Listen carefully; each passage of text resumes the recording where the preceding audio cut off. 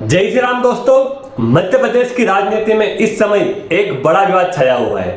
मुख्यमंत्री डॉक्टर मोहन यादव पर विपक्ष ने गंभीर आरोप लगाए हैं। आरोप है कि उनके परिवार और उनसे जुड़ी कुछ कंपनियां ने उज्जैन में ऐसी जमीनें खरीदी है जिन इलाकों में बाद में सरकारी विकास परियोजना और मास्टर प्लान के तहत बदलाव को प्रस्तावित हुए।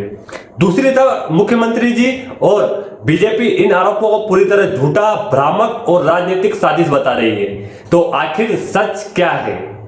क्या यह वास्तव में हितों के टकराव यानी कॉन्फ्लिक्ट ऑफ इंटरेस्ट का मामला है या फिर एक राजनीतिक विवाद?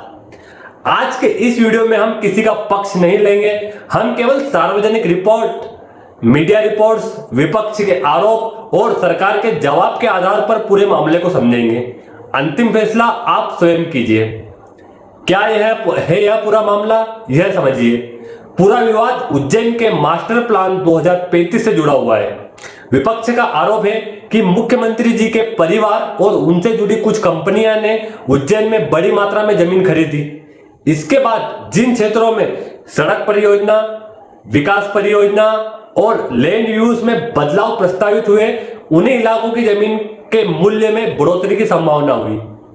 इसी आधार पर विपक्ष इसे संभावित कॉन्फ्लिक्ट ऑफ इंटरेस्ट और जमीन घोटाले का नाम बता रही है।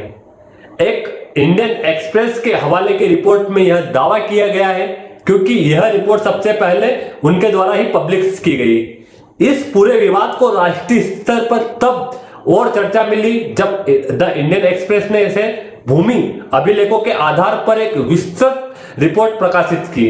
रिपोर्ट्स में यह दावा किया गया कि मुख्यमंत्री के परिवार और उनसे जुड़ी कुछ कंपनियां ने दिसंबर 2023 के बाद उज्जैन में कई जमीन की खरीद की।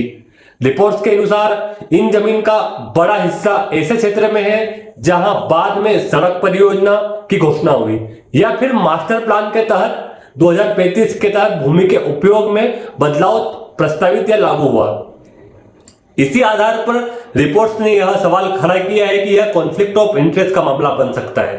हालांकि यह भी ध्यान रखना जरूरी है कि किसी मीडिया रिपोर्ट्स में सवाल उठाए जाना और किसी अदालत द्वारा दोषी ठहराए जाने, दोनों में अलग अलग बातें हैं। अंतिम निष्कर्ष जांच और न्यायिक प्रक्रिया के बाद ही निकलता है। सबसे पहले तो हम यह समझते हैं कि कॉन्फ्लिक्ट ऑफ इंटरेस्ट क्या होता है। इसे एक आसान उदाहरण से समझिए।